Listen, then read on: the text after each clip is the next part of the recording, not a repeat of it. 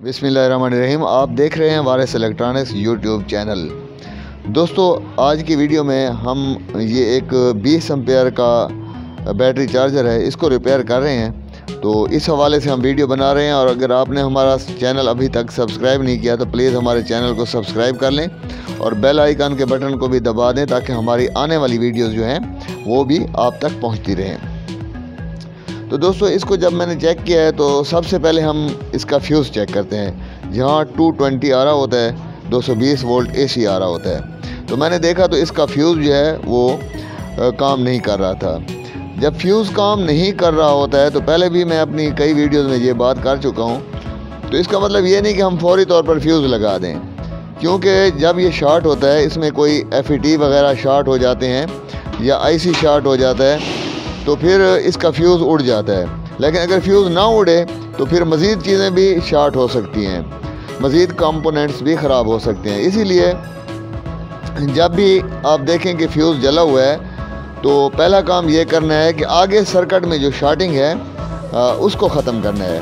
जी दोस्तों, इसकी मिसाल इस तरह से है कि अगर आपके इलाके का बिजली का ट्रांसफार्मर जो है, चाहे वो 100 kV का है या 50 kV का है, जितनी पावर का भी है, उसके लिंक जल जाएं, यानी फ्यूज़ जल जाएं, तो पहले आपने आगे देखना है कि शॉर्टिंग क्या है। अगर बार बार लिंक लगाएंगे तो या लिंक जलेंगे या ट्रांसफार्मर जो है वो धमाके से फट जाएगा।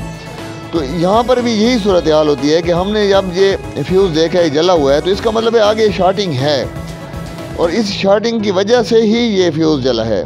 तो हम आगे जब तक इसका रास्ता क्लियर नहीं करेंगे उस वक्त तक हम इसको फ्यूज़ नहीं लगा सकते।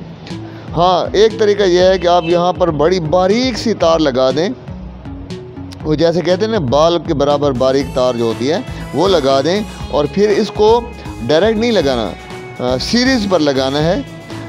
उसमें 100 वाट का आप बल्ब लगाएंगे, 220 वोल्ट वाला, और सीरीज़ में इसको लगाएंगे और फिर चेक करेंगे शॉर्टिंग। लेकिन उससे पहले हम क्या करते हैं जी, यहाँ अपने तौर पर जिस चीज़ पर हमें शक होता है उस चीज़ को हम चेक करते हैं। तो इसमें जनाब हमने ये FET निकाल दिया, ये FET निकाल दिया, ठीक है। उसके बाद यहाँ पर एक ज़ीनर डायोड लगा हुआ है, इसका नंबर भी आप देख सकते हैं, ये 24 वोल्ट का है, ठीक है। इसको चेक किया है। अच्छा, जब मैंने चेक किया है तो ये बिल्कुल ठीक था। और यहाँ पर ये जो 2 FET लगे हुए हैं, ये आप देख सकते हैं बाहर निकले हुए हैं, तो इनमें एक FET शॉर्ट था और एक FET ठीक था।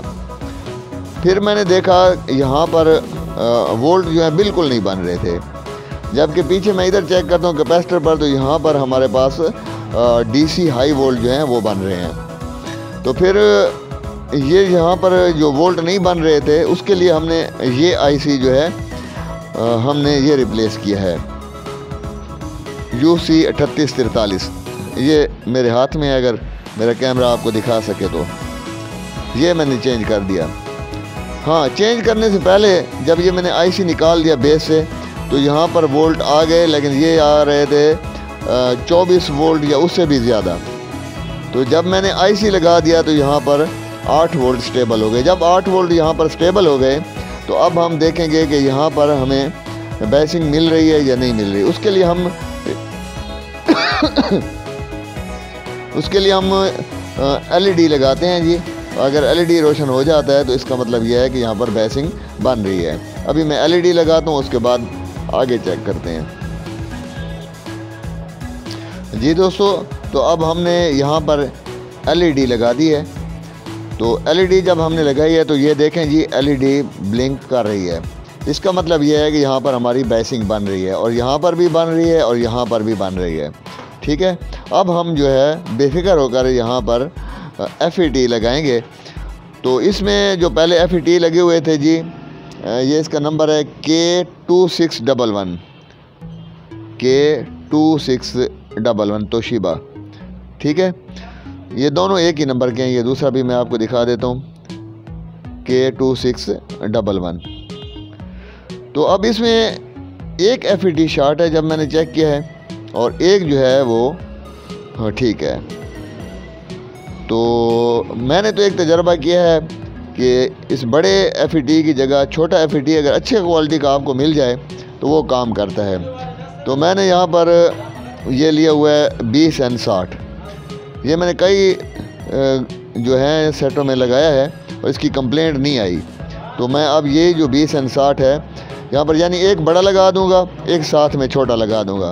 वैसे एक ही लगा दें तो भी काम चलता है, लेकिन उसमें थोड़ा ये होता है कि चार्जिंग भी कम होती है और इसके जल जाने का ख़तरा होता है कि ये ज़रा जल्दी जल जाता है अगर एक हो।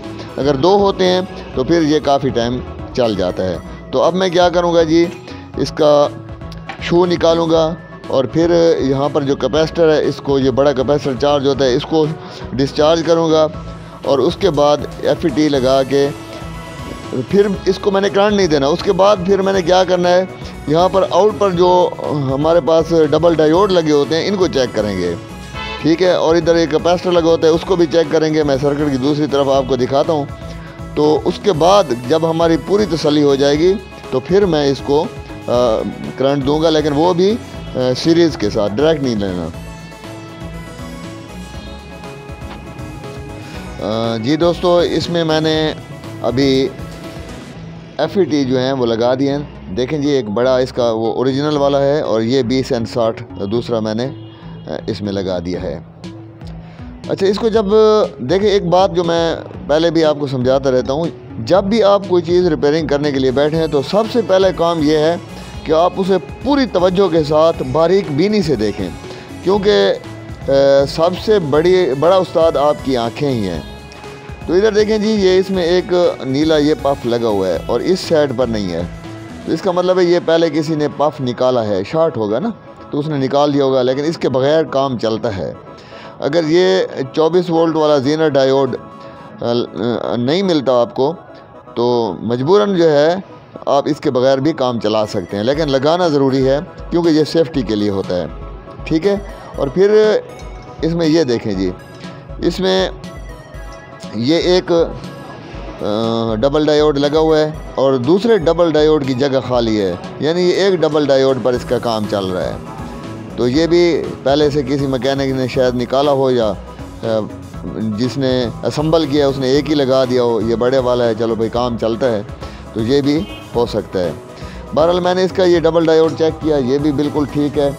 और अभी इसको मैंने जब वोल्टेज दे दिए तो ये काम कर रहा है। तो मैं कोशिश करता हूँ कि वीडियो को मुख्तसर करता हूँ ताकि आपका वक्त ज़्यादा ज़ाय ना हो और जो बात आप तक पहुँचानी होती है वो बात भी आप तक पहुँच जाए, ठीक है।